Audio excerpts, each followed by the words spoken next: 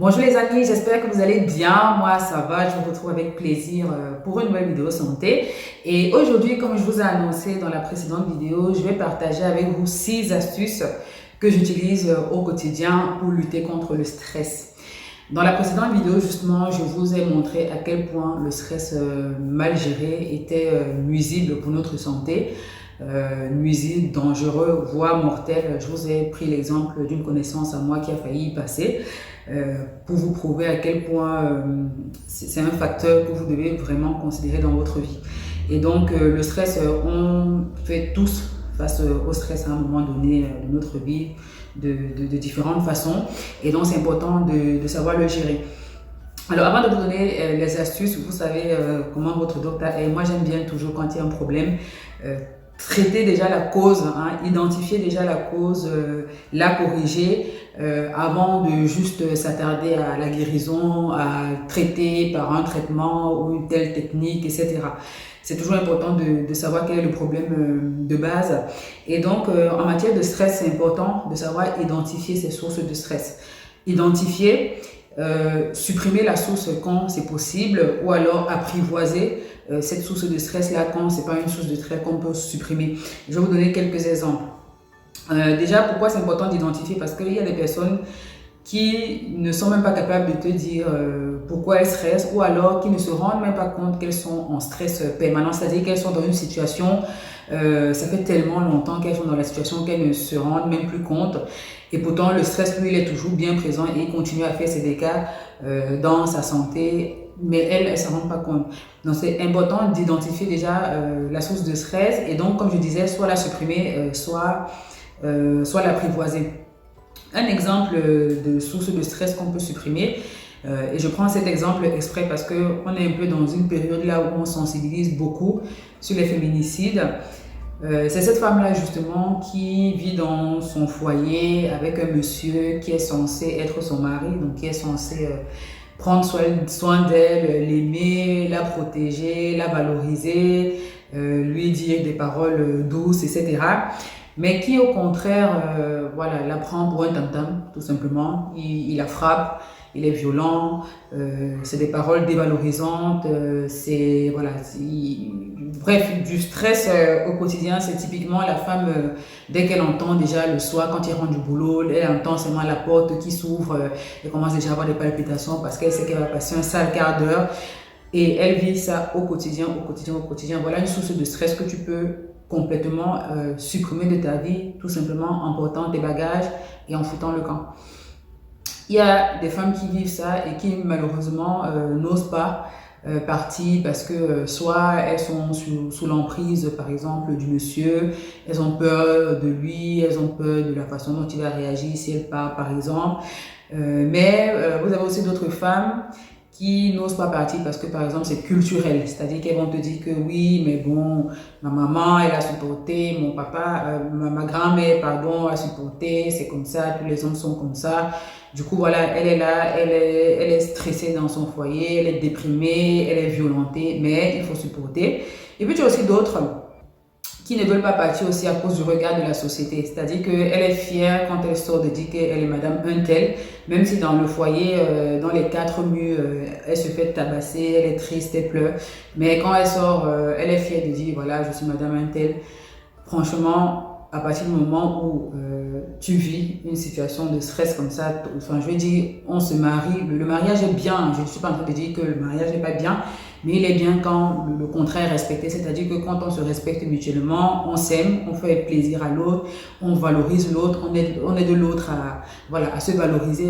Ça, c'est les contrats du mariage, mais à partir du moment où ce contrat-là n'est plus respecté, tu prends tes bagages et tu fous le camp, d'accord? Et tu élimines comme ça une source de stress qui va te pourrir la santé sur le long terme. Donc voilà par exemple une source de stress qu'on peut éliminer. Il y en a d'autres, mais j'ai pris cet exemple-là pour profiter aussi et sensibiliser sur les violences faites aux femmes.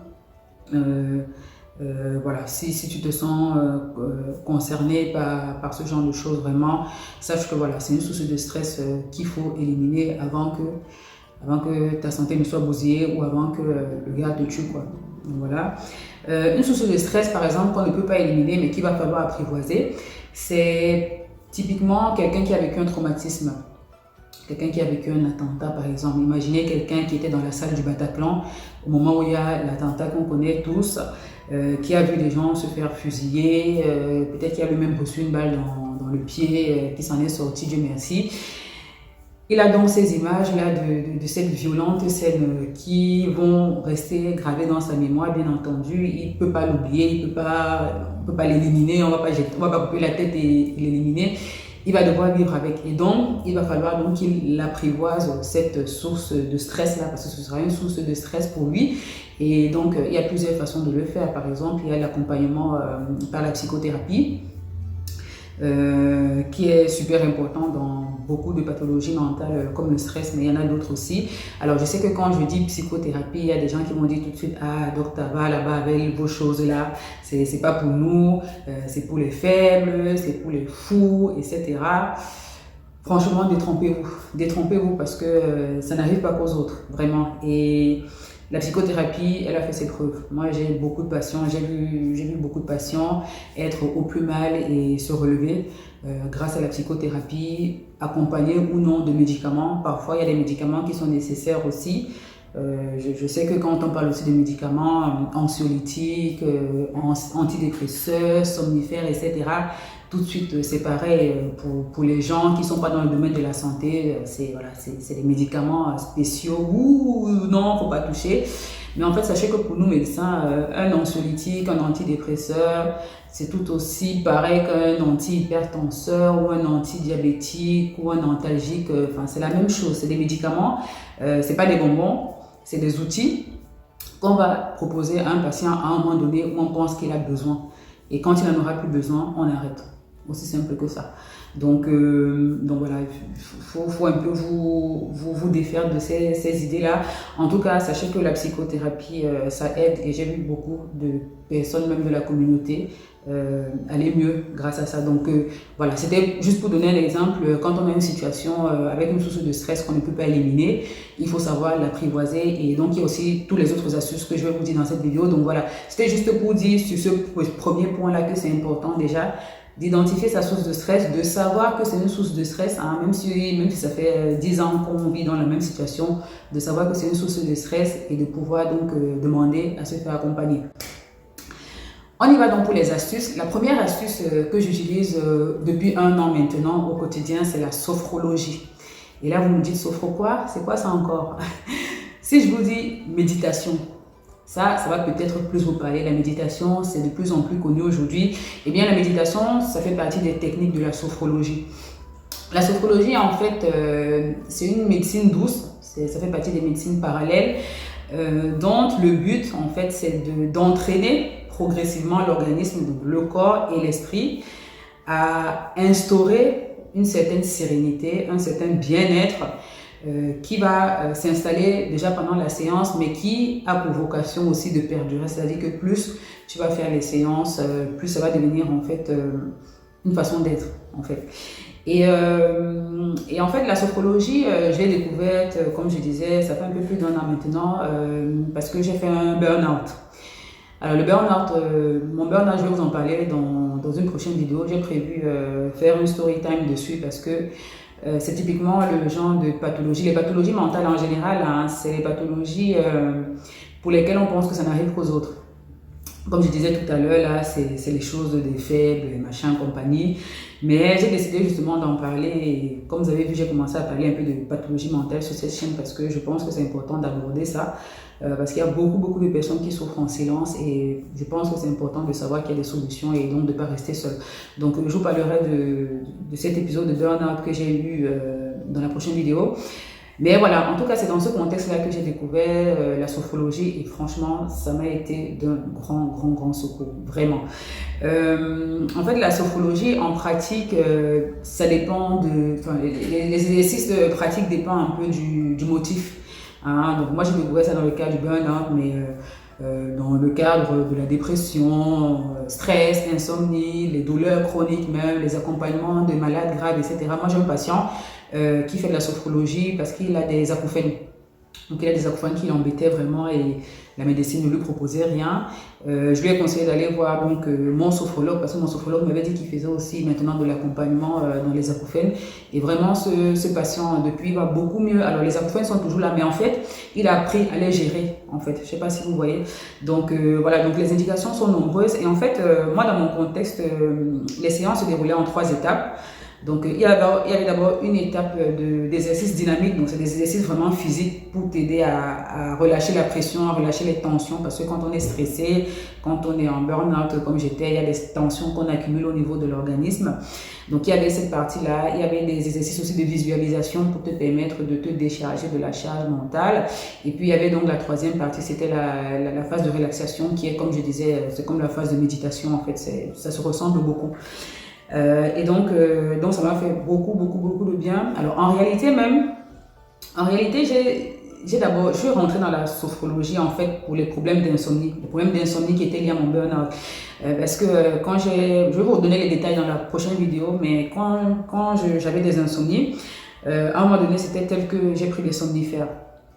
Et donc, comme je ne voulais pas prendre des somnifères sur le long cours, je cherchais donc d'autres moyens de dormir. Et donc, c'est comme ça que sur le net, je suis tombée sur des bons témoignages de sophrologie. Et je me suis dit, bon, je vais un peu tester. Et dans un premier temps, je suis allée sur YouTube. Comme je sais que sur YouTube, il y a des chaînes de tout. J'ai tapé sophrologie. Et le premier truc qui est sorti, en plus, c'est sophrologie sommeil. Donc voilà, je me suis dit que je vais essayer ça. Et donc j'ai commencé à faire des séances. Et sur YouTube, en fait, les séances de sophrologie que vous allez trouver, c'est plus la relaxation, c'est plus le côté relaxation, méditation. Donc c'est ce que j'ai fait dans un premier temps. Et bon, les 2-3 premières séances, j'étais pas vraiment réceptive parce que j'avais du mal un peu à rentrer dans le truc. J'avais l'esprit qui divaguait, je pensais à tellement de choses. J'avais vraiment une grosse charge mentale. Et donc au début, je n'étais pas très réceptive. Mais la 4e séance que j'ai faite, franchement, je faisais juste avant de dormir. Donc, quand j'allais me coucher, je mettais la séance sur YouTube. Et la 4e séance, je me souviens très bien. Je ne l'ai même pas terminée parce que je me suis endormie pendant la séance. Et franchement, quand je me suis réveillée le lendemain matin, waouh, je me sentais... Enfin, j'avais dormi, quoi. J'ai dit à mon mari que mais ça fait longtemps que je n'avais pas dormi comme ça parce que lui me regardait à côté. Il me disait que bon, sur les trucs des blancs là, ça ne me concernait pas. Parce que je lui disais que faisons ensemble et tout. Mais bon, lui... ça ne le concernait pas, mais quand je me suis réveillée le matin, là, vraiment, je lui ai dit que ça faisait longtemps, je n'avais pas dormi comme ça. Et après, j'ai continué, je m'endormais, je n'arrivais même plus à terminer les séances tellement je m'endormais. Et donc, je me suis dit, mais si sur YouTube, séance gratuite, ça me fait déjà autant de bien comme ça, qu'est-ce que ce serait si je vais voir un sophrologue sur place? Et donc, c'est comme ça donc, que j'ai décidé d'aller voir un sophrologue sur place et que, voilà, qu'il y a une prise en charge qui a été faite. Donc, j'ai fait plusieurs séances en présentiel. Et quand j'allais mieux, j'ai arrêté les séances. Et aujourd'hui, donc, au quotidien, quasi quotidiennement, je fais plus de la méditation que les autres techniques, quoi. Donc vraiment, c'est pour vous dire que si vous êtes en période de stress, je vous conseille ça. Allez sur YouTube dans un premier temps pour vous faire votre idée comme moi. Vous tapez sophrologie, relaxation, stress, sommeil, douleur, etc. Et vous allez voir, vous allez vous faire votre propre idée. Donc ça, c'est ma première astuce. Maintenant, ça ne me quitte plus, la sophrologie. Deuxième astuce, c'est les bougies. Alors moi, je suis une fan de bougies. Je trouve que les bougies, ça permet vraiment de créer une certaine ambiance, de créer l'ambiance qu'on souhaite en fait dans la pièce de la maison qu'on souhaite. Et en particulier, donc avec les bougies, on peut créer par exemple une ambiance très cocooning, très relaxante. En fait, je me suis inspirée des salons de massage parce que avec mon mari, on aime bien les spas, les massages et tout ça. Et du coup, quand on va dans les spas, tout de suite il y a ce côté des bougies là qui te mettent tout de suite dans l'ambiance et qui te psychologiquement déjà tu sais que tu vas passer un bon moment, quoi. Donc et je m'étais dit je vais ramener les bougies à la maison, je vais créer mon ambiance aussi cocooning et c'est comme ça que j'ai commencé à aimer les bougies et c'est top parce que à la maison, donc comme moi je travaille pas tous les jours je suis seule à la maison, vraiment je me fais ma petite ambiance et vraiment déstresse, quoi. Je mets une petite musique de fond là et je me mets vraiment bien. Et je fais mes bougies moi-même. Moi, je fais des bougies aux huiles essentielles. Du coup, j'utilise des huiles essentielles relaxantes. Au début, je les achetais, mais bon, comme ça devient vite cher, j'ai commencé à les faire moi-même. C'est facile, hein. Franchement, il y a des kits tout prêts, kits de fabrication de bougies. Moi, je les prends sur Amazon. Je suis pas à la maison, je vous aurais montré les bougies que je fais. Là, je suis au cabinet, mais je vais vous montrer dans une prochaine vidéo. Je vais vous mettre, si vous voulez, le lien Amazon du produit le kit que j'utilise pour ça. C'est vraiment très simple, hein. C'est très très simple. Je vous ferai, si vous voulez, un petit tuto dessus de comment je fais mes bougies. Si vous voulez, mettez-moi ça en commentaire si ça vous intéresse. Donc en tout cas, je fais mes bougies relaxantes comme ça. Et puis, je fais des bougies aussi quand je veux créer une ambiance plutôt sensuelle. Voilà. À ce moment, je remplace les huiles essentielles relaxantes par des huiles essentielles plutôt aphrodisiaques, style gingembre ou chocolat. Voilà. Et puis, je crée ma petite ambiance. En tout cas, ça m'aide bien. Franchement, de créer sa petite ambiance comme ça avec des bougies, une petite musique de fond. Ça fait partie aussi de mes techniques anti-stress. Donc, je vous recommande d'essayer. Troisième astuce, voilà, comme j'ai dit déjà un peu dans la précédente, c'est la musique. Là, je ne vais pas parler beaucoup dessus. On sait à quel point la musique, ça détend, ça réjouit, ça adoucit les mœurs, etc. Donc, si vous aimez la musique, voilà, ça peut être vraiment une bonne source, un bon anti-stress. Donc, voilà, n'hésitez pas. Moi, par exemple, quand je crée mon ambiance, comme je vous avais dit, ambiance un peu cocooning, là, je mets du jazz. Et franchement, c'est top, c'est top. Mais bon, n'importe quelle musique, ça fait du bien, ça permet un peu de s'évader, d'oublier un peu les problèmes, le temps d'un moment. Donc ça, c'est une bonne source aussi c'est un bon anti-stress aussi. Quatrième astuce, c'est le sexe. Bon, j'ai parlé tout à l'heure de créer une ambiance essentielle et tout ça. Du coup, j'en viens au sexe. Alors le sexe, malheureusement, c'est dommage que ce soit un sujet tabou dans notre société. Je sais qu'il y a des gens tout de suite qui vont dire « Hey !» Et pourtant, le sexe a de très très très très bons avantages pour notre santé. J'avais déjà parlé de ça dans une précédente vidéo. Je vous parlais des migraines, du rôle anti-migraineux de l'orgasme par exemple. Et en ce qui concerne le sexe, les rapports sexuels, en fait, c'est un anti-stress parce que pendant toute l'activité sexuelle, il y a un cocktail d'hormones qui sont synthétisées par le cerveau, qui sont des hormones vraiment anti-stress, des hormones relaxantes. C'est physiologique, c'est normal, je n'invente rien et je suis sûre que si vous êtes honnête, vous me direz la même chose. Le stress, ça détend. Et ça donne du bien-être en fait. Et les études ont montré que les patients, enfin les personnes qui ont une vie sexuelle épanouie sont des personnes qui sont moins stressées que les autres. Et certaines études disent même que c'est des personnes qui vivent plus longtemps. Bon, voilà, ça c'est des choses qu'on dit, mais en tout cas, c'est clair et net que le stress, voilà, ça détend, ça donne du bien-être, du punch. Franchement, moi, je ne sais pas si ça vous est déjà arrivé, ce genre de sensation, mais quand j'ai ma dose le matin, par exemple, avant d'aller travailler, quand je sors de chez moi, franchement, j'ai l'impression que je suis en train d'aller révolutionner le monde. C'est-à-dire que tu as un certain bien-être, un certain peps, une certaine motivation de commencer la journée, juste parce que tu as eu un bon moment avant d'aller au travail, quoi. Donc, je ne sais pas si vous avez souvent cette sensation-là aussi. En tout cas, c'est physiologique, c'est normal. Et donc, si vous avez un conjoint ou une conjointe, vraiment, c'est gratuit. Ne vous en privez pas, vraiment.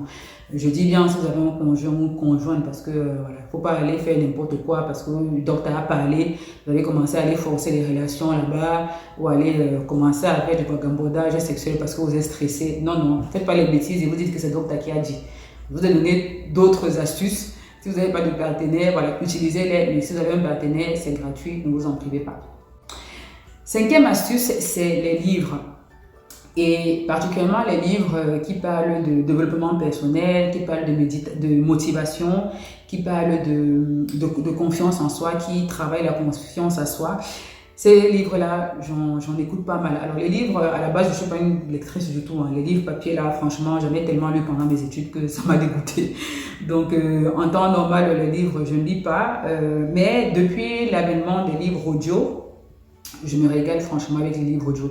Ce qui est bien avec les livres audio, c'est que franchement, tu en écoutes quand tu fais ton sport, tu écoutes quand tu fais ton ménage, en allant au travail, dans le métro, dans la voiture. Franchement, tu lances ton livre audio et franchement, à la fin de l'année, tu as lu malgré toi beaucoup de livres. Et ce genre de livre, en fait, c'est très très bien parce que, bon, À la base, je ne me suis pas lancée dans les livres parce que j'étais stressée, hein. À la base, je me suis lancée dans ce genre de livres parce que je voulais un accompagnement. Parce que je me suis lancée en fait dans une activité entrepreneuriale, et pour les entrepreneurs qui m'écoutent, vous savez qu'on a besoin de motivation, on a besoin d'avoir confiance en soi, en son projet, etc. Et donc ces livres-là m'ont beaucoup aidé dans ce sens-là, et par ricochet donc aussi ça m'a aidé même dans ma vie personnelle, parce que le fait d'avoir confiance en toi, ça te permet de te dire que ça te donne aussi la confiance en ce que tu peux résoudre les problèmes et le stress apporté par ces problèmes-là. Donc, en fait, tu te vois là et tu vois les problèmes là, et donc tu sais que voilà, tu vas gérer, quoi. Donc, ce qui est bien aussi avec ces livres, c'est que tu as des stories aussi de personnes qui ont réussi, des personnes qui sont connues, qui ont réussi, mais qui te disent à quel point ils sont passés par telle ou telle situation stressante, ça n'a pas marché, etc. Et donc, tu te dis, en fait, une fois que tu es face à la situation, que bon, c'est pas grave, il y a tel aussi qui a travaillé ça, qui a traversé ça, pardon. Et donc, voilà, donc il n'est pas mort, donc je ne vais pas mourir non plus, je vais m'en sortir, je vais gérer. Et donc, voilà, ça te switch, en fait, ton mindset. Et après, en fait, ce mindset-là, tu le gardes aussi bien pour les affaires que dans ta vie privée, tout simplement. Donc, vraiment, d'écouter ce genre de livre, ça me fait beaucoup, beaucoup, beaucoup de bien. Et donc, je ne peux que vous conseiller de vous mettre à ça, livre audio ou livre papier, hein, chacun comme il veut. Mais voilà, c'est quelque chose de très bien.